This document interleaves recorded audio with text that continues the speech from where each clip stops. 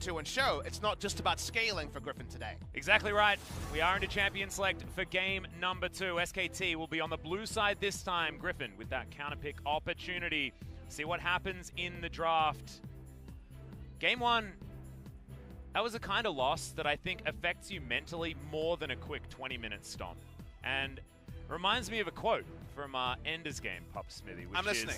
Which is, he didn't only beat him, he made sure he won all the future battles as well. And to mentally destroy someone like that game could have done to SKT certainly is something to contend with, and we'll see whether SKT can bounce back after this devastating. I know fans of League of Legends are hoping that is a theoretical destruction, because SKT have Faker, Mata, they have veterans who should be able to calm down the rest of these rosters. All these players have played hundreds of games of League of Legends, cleared over in the LPL, Teddy on Jin Air. These guys are experienced, so we're hoping they can disregard what, like you say, what can be a very big blow like game number 1. Speaking of big blows, finally the Scion banned away from Griffin. Wanted to see this in game number 1. Spoke about that, but going to be banned away in game number 2. Do SKT have any curveballs? They tried no AD carry comp, and then we weren't convinced they played it out like they should have. I think they need to go back to some bread and butter. Don't opt into any AD carry bans, support bans being opted into, though, by Griffin. And if we go back to the first draft, they'd already locked in Urgot and Victor, champions that both Khan and Faker are very comfortable on. Of course, the Victor on the top side of the map and the Urgot in the mid lane. They could have picked the Draven for the bottom lane at that last pick if they wanted to. Didn't do it. They went for the safe option. Safe option seemed like the absolute worst choice. It's Aatrox going to be the final ban from SKT. Not going to want to pick that one up themselves and not going to let Tarzan have it again. I believe, and I don't have 100% confirmation on this, but I believe it was 006 in game number 1 for the Lissandra. I believe it was 6 kill involves, which would make 90 KDA. So 10 is the number. With no deaths, if Chovy can get to, say, a 505 scoreline, will be 100 KDA for the first time in pro play. But speaking of, for the first time in pro play, we've seen very little Cassiopeia availability in the meta. Griffin are the only team that never bans it on red side and forces blue side bans. SKT have been panic banning things on blue side a bit in recent series. They've been forced to ban Cassio before. They're going to accept Cassio, a famous pick for Faker in the mid lane, but it's the three-way flex that makes Cassio strong. And will Teddy go to a non-AD carry again 2 games in a row? Or will Khan feel the confidence to move to a lane oppressive champion like the Cassio? Or will it just be mid lane, as you kind of expect? Yeah, exactly. It was the phase rush mid lane Cassiopeia that came out from Grace last time we saw it, but it was a loss, unfortunately, dealt with by Griffin in their series, but different pedigree of opposition as the Lucian going to be snapped up very quickly, and Jace picked up by Tarzan can certainly be a flex. Even seen Viper been playing it a little bit in the solo queue. Bot lane, jungle, top lane, and mid. 4-way flex for Griffin. I don't think Lahens gets to play it, and certainly not with one hand, like a certain other support that's in this game. So, a certain other support in this game. I wonder who it could be. Hey, Spirit's not in this game. He's weird. Yeah, that's true. But sleight of hand, without being discussed further, Alistar going to just be straight up locked as a power pick in the first round. Mata's just sick of getting banned out. Already he's suffered 2 bans in the Tahm-Kench and the Thresh, and maybe he's just frustrated. We've seen him do this before. He did it in the Damwon series, like you called out earlier on. Call it now. Who's playing Jace? Because if you're looking based on who's played the most Jace recently, be top lane for Sword in the Kesper Cup. Yep. I think this could be jungle Jace. That's what you're feeling? Yeah. Choose a role now before. Or top. Well, thankfully the support came in. Yeah, no, I was like, oh, I better get it in before this pickup. Oh, it's Braum. Maybe that's top. Oh, no. You've gone calculated. I think the Griffin, after that victory, maybe it's time to, again, go the other way. They scaled. What about coming in for that good time in the early game? Hey. Well, we'll see what it all means. The Olaf, once again claimed by Clid. I must admit, I think you kind of I led you to that on the cast, but just being clear, I really like the Redemption rush. I think the Redemption second was very confused. Yeah, I like it. I think the order of items there was pretty peculiar because it's not like Olaf clears faster with Cinderhawk. Yes, like maybe 0.1 seconds, but he already has axe spam to power through the jungle. So found that very curious, and Lahens surprisingly on Braum duty 2 games in a row. Has looked impressive though. He managed to keep down the SKT lane. Unbreakable can soak a lot of Twin Fangs as well. As I remember, this is Cassiopeia that's taken a slight hit on her miasma, but otherwise 9.2 wasn't too harsh for the Snake Lady. Lissandra banned away here by SKT. And no nerfs to Comet, and the Comet abuse is Yes. the reason you really want to be playing that Cassio. Cassio's weakest against a lot of engage, and right now, Lucian and Jace, at least two champions that she can attempt to deal with. Jace does outrange her, and the poke is very frustrating for her in any sort of siege scenario. Kled is straight up banned by the side of Griffin. Uh-huh. Okay. We have seen it once before. Precious little Kled this season, and it's a champion that obviously a lot of people were messing with after Rift Rivals last year, where kind of led to the downfall of the LCK as a region. Kingzone Dragon Axe inability to deal with the pick. Yep, Rogue Warriors certainly piloting it very, very effectively when Doinbu was on the roster. Zach going to be banned away here from Tarzan. His Sejuani is available if he wants to go to it, but your inclination is that he might be playing the Jace, and we'll see what Viper is going to pick up and see whether we actually get any more information there. Again, complete spitballing, and Jace obviously has been mostly played by top lane, but something about how the air is looking right now, and a mid lane blind pick would definitely play into the Jace being flexed further. Yeah. All right. Galio locked in. It's just a Galio. Galio versus Cassio is a very good farm lane for the Cassio, but obviously a roam lane potentially. And not going to be doing the Joker thing, of course, because Braum already locked in, so not heading towards the bottom side of the map. As Aurelia, fresh out of a bout with the Nerf bat, is being considered. 9 seconds to go. Faker's still been playing a lot of her, regardless. This might actually push Jace into the jungle, because side lane does evolve to the ability to take down the Jace, who's pretty squishy quite easily, and we see an Aurelia locked in. Again, we're not actually sure of any roles right now, because we need another carry or solo laner to be locked in by SKT. We have jungle support and flexible Cassio Aurelia. Blue side, what will be the third choice here, and who will be playing that Aurelia, as it seems like maybe Victor Duty again for Teddy. Could be Victor Duty for Teddy, but that could also be flexed around. Where are all of these things going? Victor could be the top lane choice. Definitely a lot of different places for all of it to go. Cassiopeia, I know, has had some phenomenal success on the bottom side of the map and pairs very nicely. I would lose my mind if Shaco was locked in. Tarzan has been playing a lot of it. If he locked this in, literally would lose my mind. So I don't think we're going to see that. Nocturne is going to be the choice, so I was right, boringly enough, as the Jace is heading predictably towards the top side of the map, but Tarzan is now going to be on delivery duty of the Gargoyle. Now where is all of this going to be going? Khan looks to be holding on to the Victor for the moment. I mean, Viper could play bot lane Galio and wave clear. True. That would be pretty outrageous, though. So this is the expected lineup here, very, very standard draft in the end by Griffin after flirting with, I'm sure, a lot of different options. And then SKT are the ones we should inspect closest. And Victor into Jace can work. We saw it work from the sword side of this matchup, but this is a Jace favored matchup in terms of priority. Aurelia always can scale well. Has been nerfed on patch 9.2. Still a little bit more about burst now that disarm has been removed, and obviously bursting Galio is usually quite a tricky thing to pull off, but they might have two lanes that can handle the side lane threat here quite well if things go swimmingly for SKT. I think all SKT fans only want one thing, and it's a very simple one: some action in the early game, some proactivity, and maybe they'll get it now with this draft. Yeah, and I'm just so excited. I mean, this does mean that if SKT go down 0-2, it will be in a blaze of glory. The Aurelia picked up despite the nerfs. The Cassiopeia let through the draft as a gamble and goes into the hands of Teddy. Double awesome dude in this matchup was not what I was expecting out of Teddy, and a much more standard draft coming in for Griffin, but not necessarily as much of that scaling power that they had the last time. Definitely still some late game options, and they team fight very, very well. However, not going to have the unkillable Scion and the hyper scaling Kai'Sa.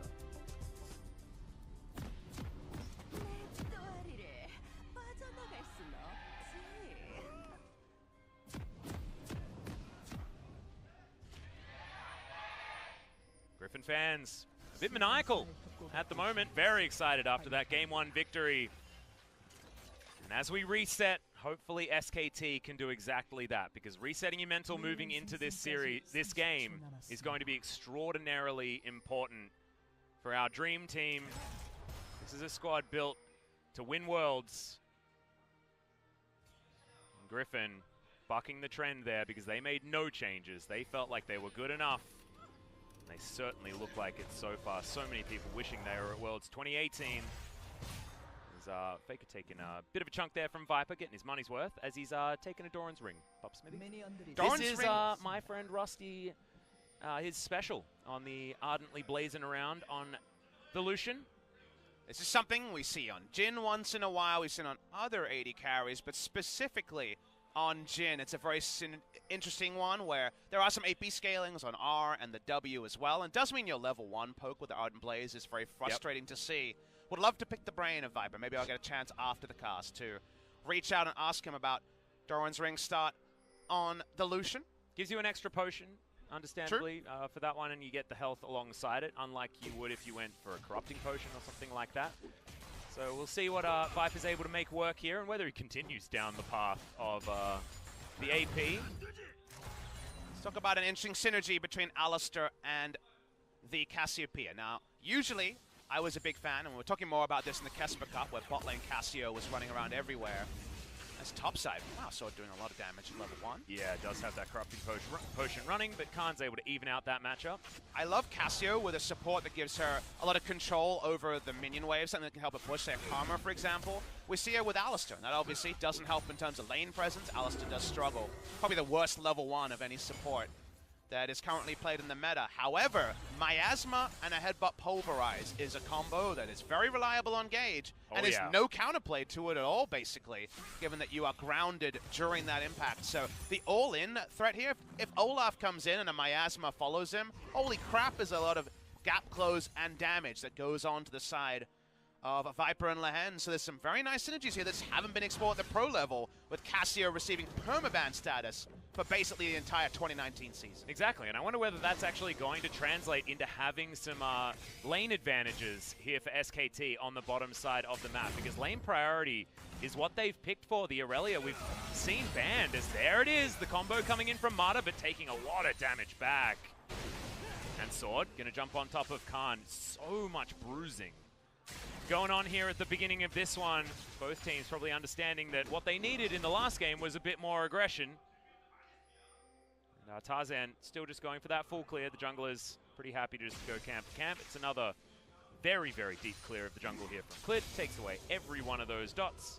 Nice thing is, it's a pretty big reset on draft identities, because it's not the Griffin scaling comp versus SKT with pretty narrow win condition and then mismanaging that. This time, Griffin have, obviously, a farming jungler here with the Nocturne. Some pretty strong solo lanes that are largely around the pressure on the top side, and then just how a Nocturne Galio are going to come together. They don't have the same late game scale. Yes, they have an AD carry, and the enemy doesn't, but Lucian has a mid-range combat AD carry. Is kind of similar to Cassiopeia in many ways, and where he's going to be positioned in team fights and how his damage is going to come out. So actually a lot of overlap there, and Cassio has the Baron threat that Victor didn't in game number 1 when it comes to Baron as an objective. SKT have a very real chance to start that. Bot side, though. Yeah, speaking of starting things, Mata has to use that flash to get out of the way, down to about 100 health as Viper flashes forward. The Ardent Blaze does about 1 billion damage, and they'll get the next stun. Teddy in trouble. The auto attack's coming in. Viper not going to follow up at first blood much earlier, 24 minutes earlier than game 1. And Mata doesn't expect it, because it was 2 points in the Ardent Blaze. He might actually be going AP Lucian. He's definitely going multiple points in the ability. Oh, well, I mean, I've seen it work personally, but it's in a normal game on the Oceanic server, Papa Smithy. I wasn't expecting it here in the LCK, but we saw Jarvan yesterday. Maybe we're going to see more. No points in Q on this all-in. Remember that now. It's E, 1 point, W, 2 points. Watch the damage here on the Ardent Blaze. He has 50 AP at the end. Slides in, they pop in, and that's all about just base damage, of course. And then W, double auto. That is an interesting way, and a lot of that might actually be mind games and less about it, because people always wait for the Q when they think about things like Flash and how to outplay. He actually didn't have Q skilled during that all-in. That was the outplay, not skilling the Q. As Viper goes back, I think he actually has a point in it now. I'm not too mistaken. He played to his item spike. He's got the Bilge Water now. Probably the normal Sea Will Rain, but that is a different way to pick up first blood on Lucian. Pray for Gunblades. Pray for Hextech Gunblades, guys. Pray for SK Telecom T1, as that's the 11th straight kill with no response, although Faker. Yeah, level 6 has been hit here in the mid lane. That's the Justice Punch from Chovy. The Ignite goes down, though, as I wasn't expecting Faker to throw that one in there.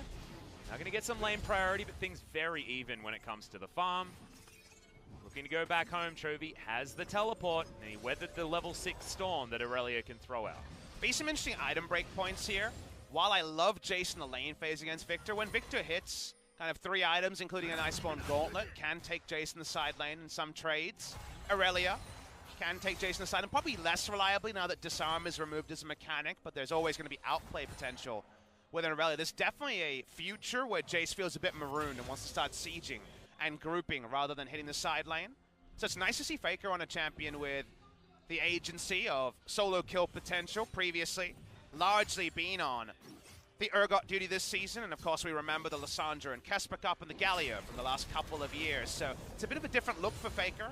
Must admit, the Corki didn't really pass the eye test. I think that was more of a composition thing where around him the pieces, the chess pieces probably didn't fit as well as SKT might have first considered. He certainly did a lot of damage in that game, but you're right, the team fights didn't necessarily look like they were ever going to work. So far, it's not unsalvageable, and the Brambleback is now going to get pulled out. Tarzan, in full vision of SKT, level is looking 6 to as come well. in. Faker's down here as well, though. Spell Shield comes down. Tarzan with the paranoia steals away his own red buff, and oh, that's an overstep. The flash out, the flash in with the taunt, double kill!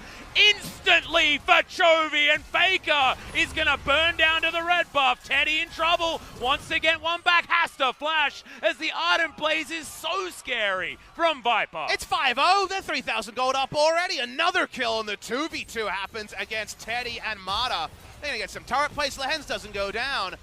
A real big mistake from Khan, you'll see in the replay there. Cements 3 kills on the top side. We might be in silly series already. Yep, it's feeling like it. 2 turret plates falling on the bottom side of the map.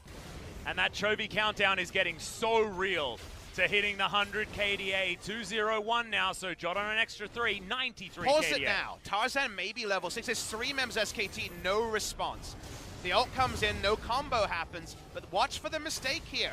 Khan gets the stun down and walks back into the brush with no vision. He can't do any damage, you can't see the enemy. That means all 3 are overextended on the way out. Chovy sees a moment, gets 3 assists. That's 93 KDA, by the way, and bot lane Mata, well, the blind pick Alistair looking a bit sad.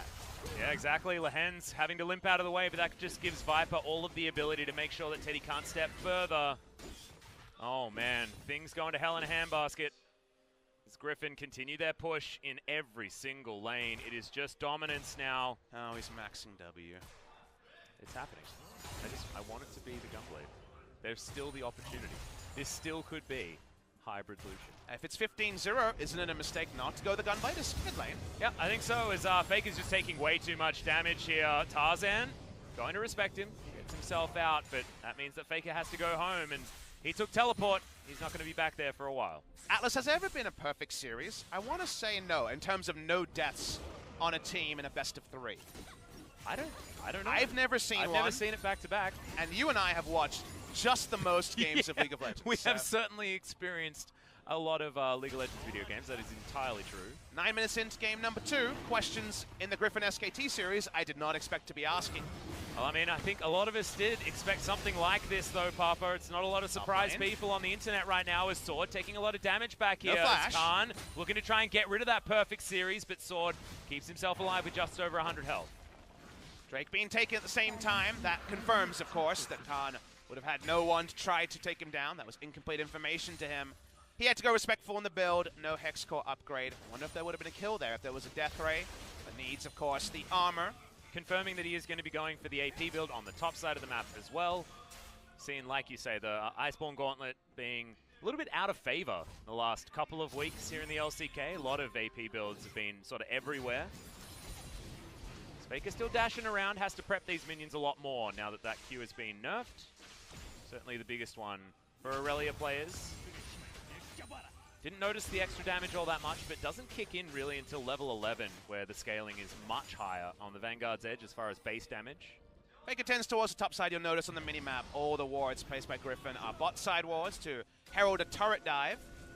Summon a spell down on Teddy, so it's actually so hard to lane as Cassiopeia when you have enemy Galio who has control ward vision bot side. That means if you're new to competitive play, that the Galio should be able to roam bot side pretty freely. As here's a top side. Yeah, there's the paranoia. Gravity Field's a pretty good one, but the Terrify comes in and Tarzan just eats the Victor, and all the turret plates fall on the bottom side of the map. No teleport to come in from the Victor. Sword has his, and Teddy's going to step up, but what can he actually do here? He saves the turret for the moment, but how much has he really? Because that turret is about to go down, and all the turrets, all the plates have already been taken off. A lot of ands every time we mention a good moment with Griffin. This happens, and this other good thing happens, and that should never happen. It's all about trading sides of the map, not getting something on both sides. Yeah, this is a cake and eat it 2 game, Papa Smithy, and that is not what any of us were expecting from this. And I thought it was going to be a 2-0 for Griffin, don't get me wrong, but I didn't know it was going to be an experience this bad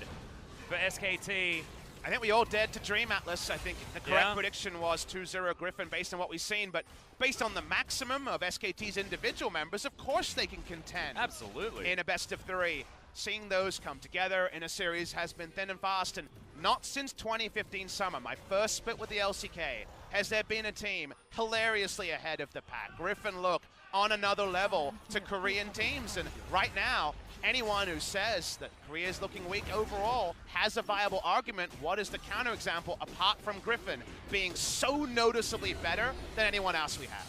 Well, let's see what Sandbox can do on Saturday, Papa Smithy. That's the only thing. They remain undefeated. And Griffin are going to be coming off a 2-0 victory, most likely against SKT. But I guess counting chickens before they've hatched is something that we shouldn't do. 12.5 minutes into this game, Rift Herald was picked up by SKT. Theoretically, not going to be getting a perfect game. You know what the criminal thing is, Atlas? What's that? Again, the game is a bit different, so games look a bit more like a Fiesta now because it's harder to judge. I assume that's a visual bug. No, it wasn't. Interesting. Yeah, all right. Just wandered over and checked to see strange what questions we have to ask in this current situation. But the hard thing is the games are all a bit more scruffy because you have less vision, you have to take more risks.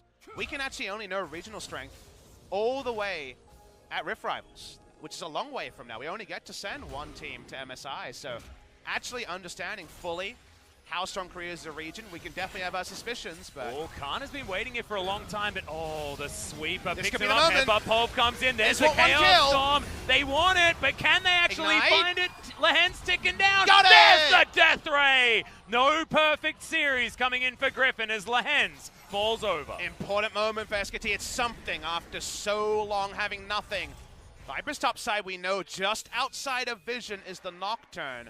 Toby joining as well. Are we going to go for this all-in 3v4? Well, 13.5 minutes means that some turret plates We're actually going. go as there's the Paranoia. It's on Namada Heroes. Entrance comes in for Tarzan. Had already soloed out the cow. They're looking for more. Teddy goes down. The Olaf follows instantly, and Griffin punished about as hard as you can. And that's Griffin. The punishment is huge. 6 kill involvements now. That's 96 coming in. Oh, man. For the Galio, 4 more kill involvements with no death, and the first ever 100 KDA player. All Faker can do is push through mid lane. Really nice execution from Griffin. Let's have a look at it again as Khan pretty happy that he managed to get 1 kill, but that happiness was very fleeting. And at the end, you just have to use summoners you hate to see. You have to flash ignite, flash E to kill the damn one person, and then suddenly you don't have a lot of tools to deal with this. Nope.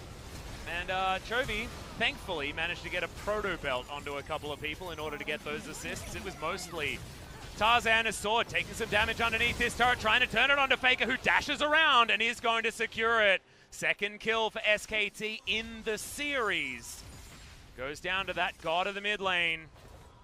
See whether he can use that in order to push further forward. Trinity Force is going to be very close, but has to buy a stopwatch on this back. Gonna watch the replay here. This is all about the brush count. There's a nice roam down. Didn't see the map movement here, but well played by Faker and Khan. Again, side lane on Jace is a place where Griffin's comp on paper is vulnerable, but actually now, with a 7,000 gold lead, making this game about people taking down Jace in the side lane is hard because Jace can just group, and SKT are a very mid-range team. Their wave clear is melee or Victor and Cassio poking waves, so tricky for them to actually accentuate the potential skirmishing advantage of an Aurelia over Jace, and easy for Griffin to try to get over that hump. Well, speaking of getting over the humps, Tarzan, as far as getting past that level 6 mark, he did it with about as much aplomb as you possibly can. Guardian Angel now completed, 3-0 and 3 on the Nocturne, and he is so scary. We saw that demonstrated already as he soloed out his target. After the Paranoia, it was Marta, so not necessarily the most difficult to take down after the Unbreakable Will, but Feels like whenever he presses R, there is a gargoyle coming down on top of him, and the kills just rain. Yeah, Olaf, a jungler who is so supremely strong from ahead, but struggles from behind. Gone Cinder Hulk again, so no redemption to help with skirmishes, but probably too late. At the 16-minute mark for that to be important, we'll be working on it as a second item. Anyway, SKT have control topside, but there's no objective there, so it's control wards that really don't mean anything. How the game is currently being played, no turret for Sword to overextend for, so he can just back away. The scary thing about having control topside is it feels like SKT have done it just to make up for the fact that their turret was taken already. 2 picked up by Griffin before that 20-minute mark. And yes, there was a charge from Shelly. That was why they put all that vision in there. She wasn't able to take down that top outer turret. Continue, and they're just continuing to struggle. And this lead is only growing bigger. 8,000 is what it's ticked to already. As yes, they've got a lot of damage and a lot of power and a lot of power picks here in this draft. With the Olaf and especially the Cassiopeia. This is nerfed Aurelia, a different one is cleared now. Potentially caught out of position. Faker trying to help him. Tarzan in there with his GA. 2-level target lead. They want to go for. 2-level lead for the Nocturne. And remember, jungle experience is down about 25 to 30% on this patch. So coming back without actually getting some skirmishes going, going to be tricky for the Olaf. Just pings level 10, so keeping it a bit more manageable. But already, seems like you want to shirk skirmishes as Olaf versus Nocturne. That already, just on paper, sounds real bad. The Jace is grouping, like we mentioned. Galio is picking up minions in the bot lane. Victor's gone for a supremely defensive build. I don't know if I agree with going full Zhonya's. Yes, it means that Nocturne and Galio are less likely to roam to your lane, but you don't have mana sustain here. You have an E upgrade and really not much else. So this is kind of a team-fighting Victor build, and right now actually simulating a team fight when Aurelia is much more interested in hitting the side lane. It's going to be tricky to do. Yeah, I feel like no one wants to simulate a team fight against Griffin. As far as those simulations are concerned, the ones that you win, that number would not be high. I wonder whether anyone can actually make a program of the Griffin team fight probability, because I imagine it would be pretty hard to have a positive win rate against it. Lahen's coming on down to check some vision. Good dodge there from Clid. Uses the Predator to get himself out of the way. And you see why? Griffin are the team who say, yeah, we're not interested in banning Cassiopeia on the red side. So much of the value is in the flex, and right now we're just not convinced in 2 games of Teddy away from what has been SKT's most reliable weapon. They've been so good at playing around Ezreal and these other carries in the bot lane. Now he's on the Cassio, which is a bit different, and even if he's put in 50 games, let's say, which is a lot to put in terms of practice, has he put in 500 games? No, it's just not viable given that the champion is, you know, a month and a half in terms of the bot lane in stature, and you just feel like things aren't as strong. They could never get that all in. The Miasma into headbutt pulverized. The bot lane was ruled by the 2 points in W on the Lucian very, very early, and the shoe on the other foot is just not suiting SKT. We think of Teddy as one of those ruler last bastions of AD carry, and Viper as the Cassio player, and now they're changing skins a bit, but you really are noticing some of the differences. They're swapping clothes, and Viper looks way better in Teddy's clothes by the looks of things. Tarzan happy to invade, and when you're a Nocturne, pre-20 minutes, happy just to stand around in your opponent's jungle, you know that it's a pretty scary game for your opposition as Viper throws out the culling, just to try and soften up the minion wave and the members of SKT that are hanging around the area, and buy space for Tarzan just to ruin Clid's experience in the jungle. SKT from behind are still able to get some map control somewhere important. Now that it's in 20 minutes, Baron will be an objective that they are looking to repel. Baron speed decent from Griffin, so something for them to think about. Gonna watch the lane assignment here. TP up on Sword, so he's gonna go bot lane. Then you bring in Galio, and you'd love to group as a 4 with the Galio because he's one of the best people around face checks. Whenever there's a Baron vision mission, whether it's your person going up too far and the hero's entrance to bail them out, or just you put down some wards and sweeping and channel your taunt and zone control, Galio topside is definitely the lane assignment you want. That starts now, and SKT keeping Baron control will be very tricky. Yes. At least it is there for the moment. Tarzan going to spend his time getting this double Mountain Drake, meaning that that next Baron that you're talking about is going to be something extraordinarily difficult for SKT to contend with, because already they've got a lot of damage out of this squad. It's only going to get worse as Khan takes that one to the face. Shock Blast really starting to hurt. Ghost Blade complete. Another Serrated Dirk there on top of it. And SKT desperately wanting to try and get Teddy. This blue buff, Winds of War, might actually steal it, and it does. Just a tick of it as well. It's just adding insult to injury as Griffin. You got to zoom out to appreciate moves like this, right? The blue contested Jason. Here's the fight attempt. Yeah, they're going to go for it as the Ragnarok is going to save Clid for the moment. But Griffin, this is what they've done. They just used a zoning engage out of a Nocturne to take down an inner turret, secure the outer one also. And these Shock Blasts are hitting the mark, meaning that SKT need to be scared about staying around, have to go back to the fountain, and Griffin say Baron. At 21 minutes, the only camp they control is their damn Wolf camp. There's 2 control wards on it just to get control of a Wolf camp. Yeah, and Double Mountain Drake is in here.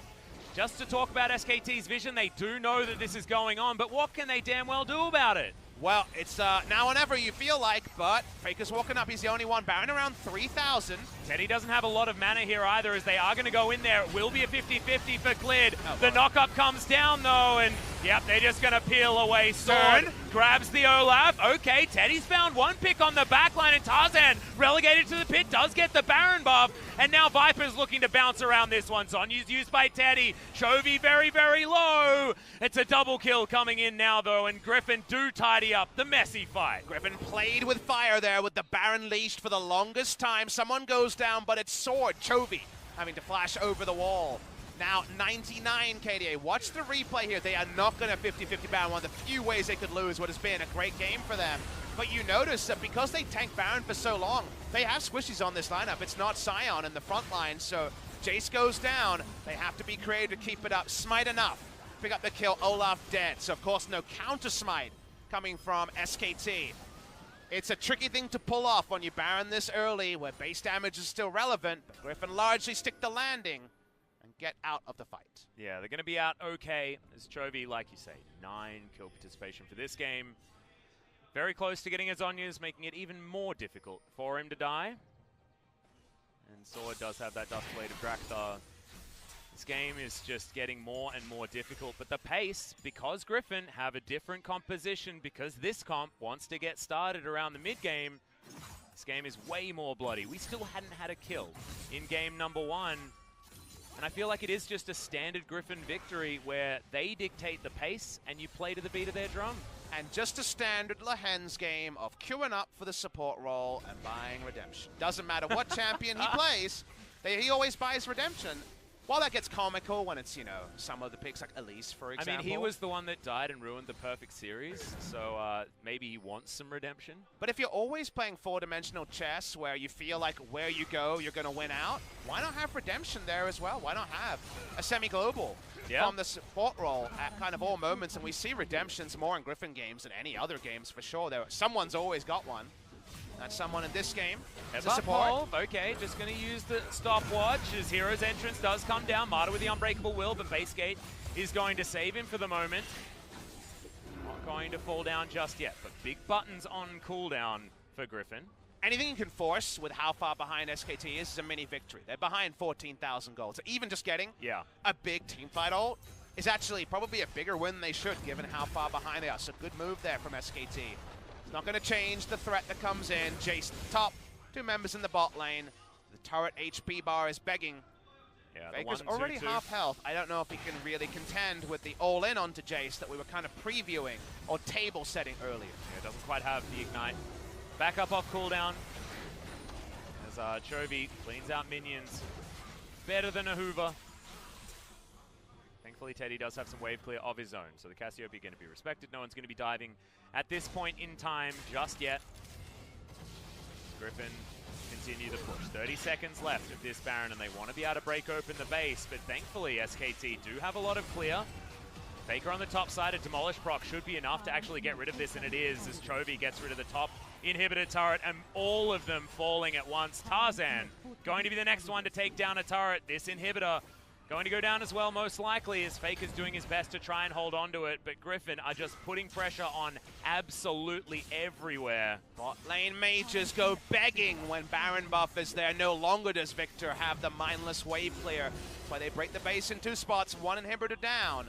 It may relent around the second inhibitor being actually completed, but all 3 turrets in 1 fell swoop. Yep. You're the doctor asking the question of SKT as to where it hurts. They'd say everywhere. 6,000 gold power play. That is the advantage in gold, playing by Griffin over the lifetime of this Baron. Just insane. At least some kills went in favor of SKT, but going back to our original point, that is just not what we wanted or expected from this series. It feels like SKT have been playing with a mindset that just does not work out as Viper culls this Mountain Drake because he may as well. He's going to go back home, see whether it's Mercurial Scimitar or what he builds with that Null Magic Mantle. Goes home QSS, so it will be the Mercurials, and building it alongside a Zeal item. Longest game win streak in LCK history as far as I know was 21. So right now, when it comes to LCK games, this will be number 10. Yep. For Griffin in a row. Talking about games, not matches. Match would be a best of 3. So still some records to be broken for Griffin. They are no doubt looking to become the first team ever to go 18-0 in best of 3s. The best ever LCK record was the aforementioned SKT 2015 summer team, 17-1, taken down by CJ in 3 games. Trick and Max, Trick of G2 fame and BBQ Oliver's last year.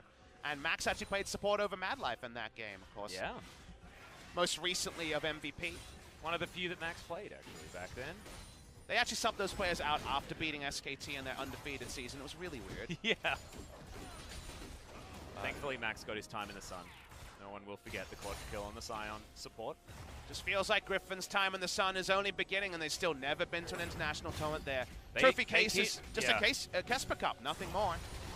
Well, the culling is going to fly in, and Mata doesn't want to use the ultimate, and Clid doesn't even want to tank. The ability of the AD carry just flying over the wall from basically safety. They get the minions that are pushed in, they get nothing else, and Redemption just to get them healthy enough to start clearing wards, because if they don't, the Wolf Camp is double control warded earlier, and feels like that's what you have to do. TP coming in. This one's from Cassius, just for, again, enough bodies here, and they're going in on Cassius. Yeah, immediately the trade comes down. Hero's entrance to get them in there, as there it is, crashing down, and Chovy wants to find it. Fantastic taunt, and that's the 100 KDA, but will he go down right afterwards? The answer is most likely no, as Viper is bouncing around the fight. Eventually, he does fall down, but it's all for naught as Sword dives on forward, and Faker is killed by a Duskbringer of Tarzan. Khan doing a decent amount of work there as in he goes, kills him with a taunt, and that should be it. Griffin with an absolutely dominating 2-0 victory over SKT.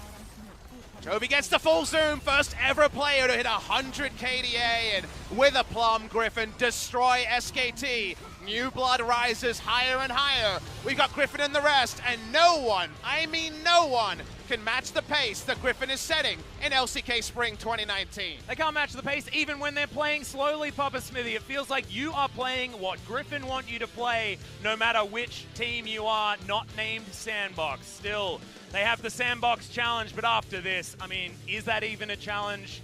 Doing this to SKT was not what I was expecting out of this Griffin squad, and I was expecting a 2-0 victory for them. Just insane stuff. You mentioned it already, Chovy did get to that over 100 KDA. Wasn't 100, he hit it at the very beginning of that particular team fight. He made Galio look like he hadn't been nerfed at all in that game. And we dared to dream, Atlas, we dared to dream that this would be there next to the first Telecom war 2 years ago that everyone remembers, a 3-game nail-biter. Yeah. It was the opposite. It was another one of these Griffin stomps, and it didn't even take a close game 1 into game 2. And normally Griffin don't hit their straps until game 2. It was 10-0 in kill score in game number 1, bloodless for 28 minutes, but we just really felt the gulf between these two teams, the gulf between Griffin and everyone else, and Sandbox deserved their shout-out. They are 5-0. It will be 5-0 versus 5-0. But there's 5-0, and there's how Griffin have gotten to their 5-0 stat line. The fact that they are impeccable on the way. Chovy dying once in 10 games of competitive League of Legends. And the eye test is something that cannot lie, and the eye test says it's Griffin and the rest. Yep, feels like Griffin is absolutely far and away the best team in the LCK. What that means for the rest of the world is the question that we'll have to wait in order to get an answer to. It is what we want to find out as soon as possible because, like you say, the trophy case is just Kesper Cup. Not a lot of people hold that with all that much high regard when it comes to international tournaments, despite it being all of the best from Korea and more. But Griffin, man, I can't see anyone holding a candle to this team. Only SKT has ever been a team that really makes League of Legends look like a one-team game. They did it on the world stage, and Griffin has not done that. But even on the domestic stage, there was Kingzone who looked really good, but not like this. SKT in 2015 summer, the only time I really felt like the gulf was unimaginable between 1 and 2, and it's a weird thing to say 5 best of 3s in, but I think it's vindicated. I think Griffin are just so good, and they can play fast and slow. They couldn't do this before. But in game number 1, while it was a slow game, they were hitting that 46 average CSD at 15 as a team pretty reliably, even if the lane matchups, you looked down and said, how's that going to happen? It was happening, and it's so hard, guys. We want to give you a contest when Griffin plays because we want to see the best play. But it's always Griffin and someone who looks into the sun and gets blinded by game number 2 and has nothing left by the end of that game. Yeah, Griffin have taken all the sunscreen by the looks of things.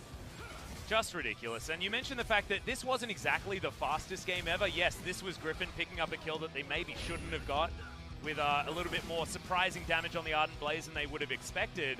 But what they did so beautifully was play around this exact spike here. Level 6 lands for Tarzan, and then they can go in. Khan really made a huge mistake there with his positioning too far up, and between the paranoia and also the fear tether, looks silly. It all comes together, and from there, Griffin just closed it out.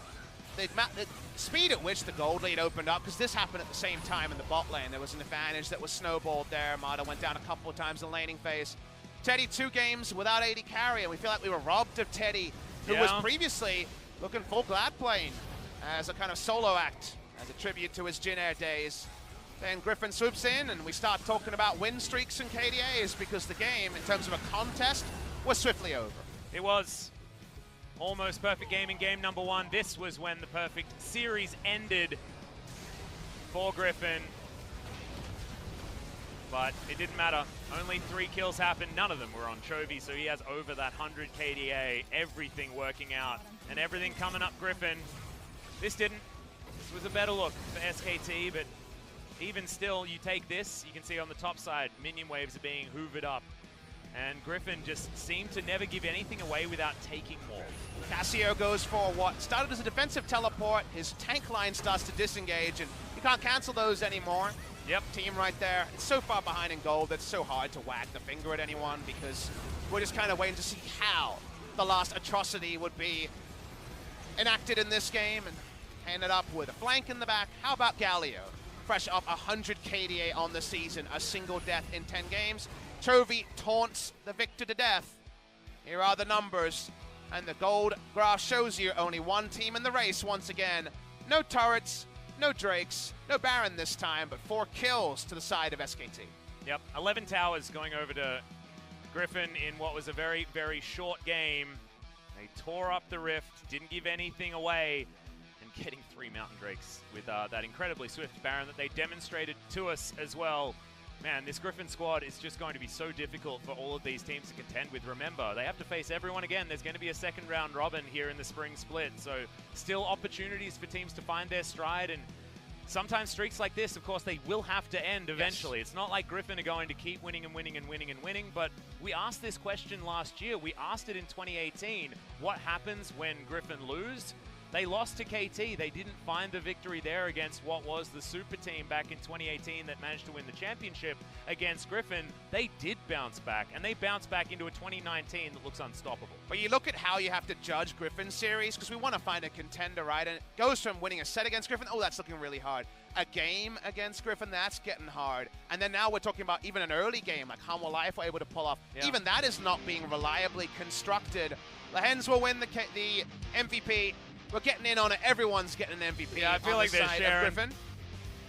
Well, I mean, he did die that one time, but that was it. As this really did set them up for a lot of success on the bottom side of the map. Had a lot to do with that Ardent Blaze doing a bunch of work, however.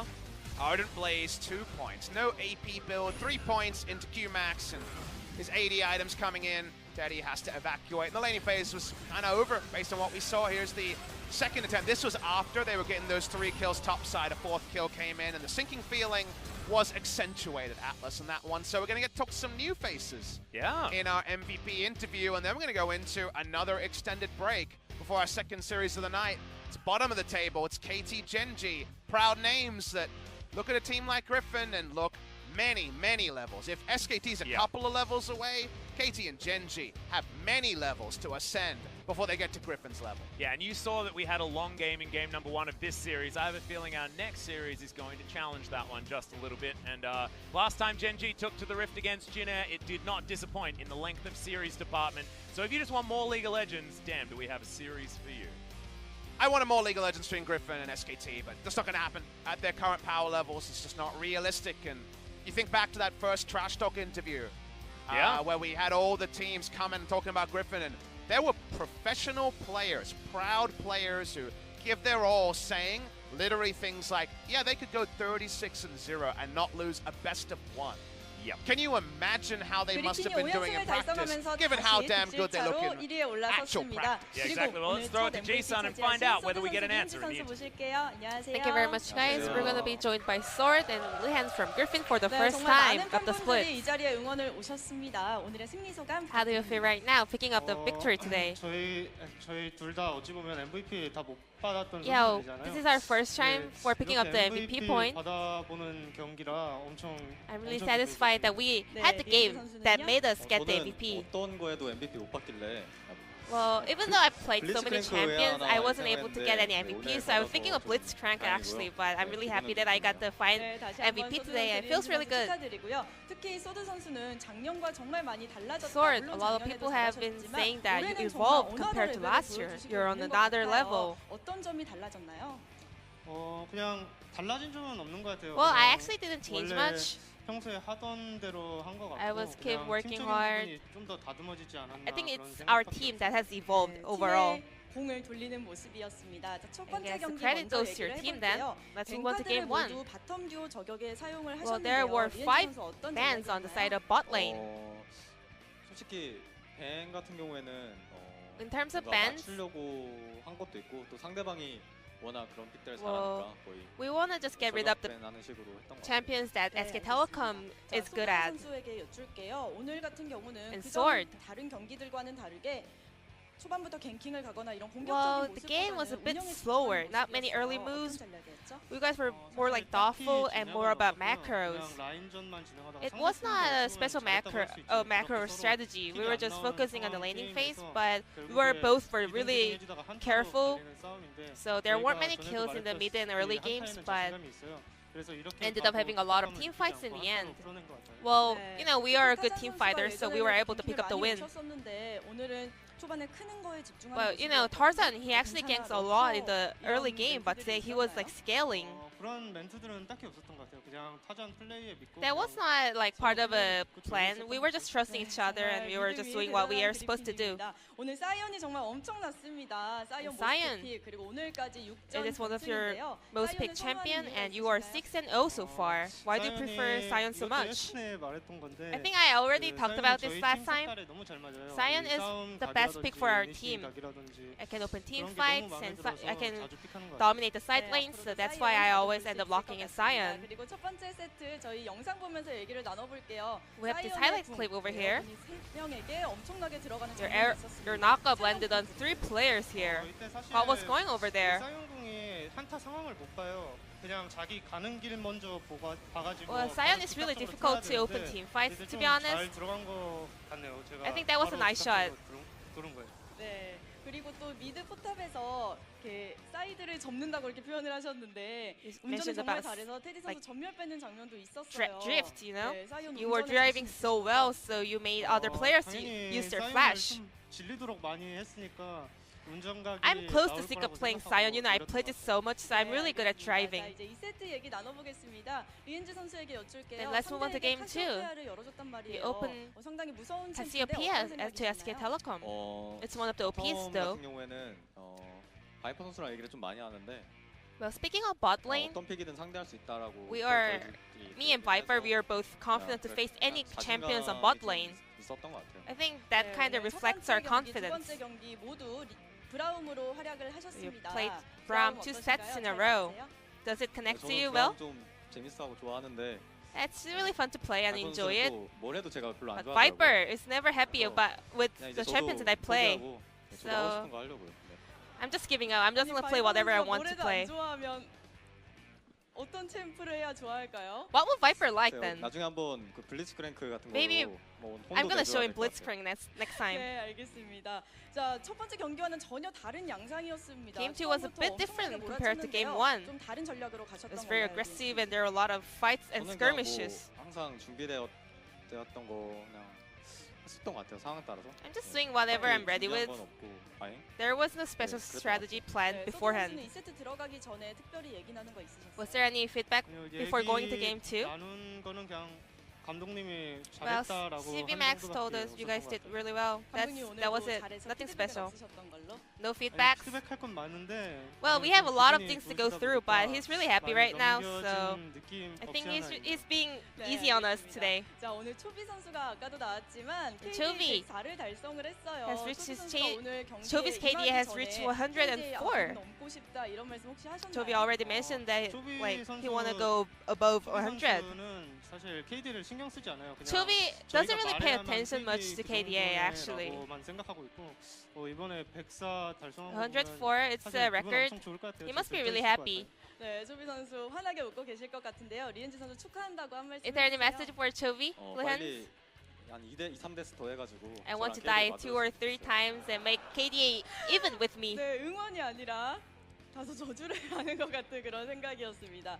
자, 다음 경기가 샌드박스와 1위 결정전입니다. 이번 주 토요일. It's gonna be a match for the first place this Saturday. 어떻게 준비하고 계세요? How are you gonna prepare for the series? 그냥 저희는 하던 대로 저희 그냥 Just as 스타일 always, 살려가지고 더 we're gonna keep our 멋진 Griffin 경기력으로 style, 돌아오지 and 않을까 we're gonna 생각합니다. show great performance. 여기서 더 멋져진다니 정말 기대가 됩니다. 리엔지 선수는 What about you, 어떤 Lens? 각오 하고 계세요? 네, 어떤 팀 상대로도 이기려고 최선을 We are doing our 지금도 best. 그러고 있고, Regardless of the 노력하겠습니다. opponents we're facing, we're just gonna 그리핀 focus on 선수들의 our 이 own plays and 말이 we're gonna keep 그냥 하는 practicing 말이 아니라 hard. 정말 이길 것 같다는 생각이 드는 경기력이었습니다. 오늘 인터뷰 감사드리고요. Thank you very much for this 저희는 interview, 안녕하면서 and this will be the end of the 여러분 interview with 감사합니다. Sword 또 만나요. and 안녕. Blue Hands from Griffin. I'm gonna pass it back to our casters. Thank you very much, Ji-sun. Fantastic interview, having a chat about the fact that Chovy doesn't care about his 104 KDA. My goodness. I would, if it was me. You know, Griffin are always this 5 becomes 1. This is very much trying to be more than some of their parts. And last season, you could say that with a straight face, but some of these parts are pretty damn good, Atlas. Yeah, and so now it just feels like kind of false modesty. It's almost like you guys should be trash talking because you're so damn good. Griffin really are good. And Sandbox stand there with them in terms of match score, but very difficult to actually have watched all those games and have the eye test say, yes, Griffin and Sandbox stand alone, they're on the same level. Now Sandbox can rubbish that statement. They could come in and unflake, could pop off on Camille, and I would love to see them actually force Griffin to bleed. But right now, seems like Griffin are too good, and seems like we've got a pretty long break to talk about. Yeah, exactly. It is going to be about an hour until our next series does happen, guys. So go get a drink, go and try and shake off the SKT loss, and we'll see you after about an hour at about 8 p.m. KST. See you there.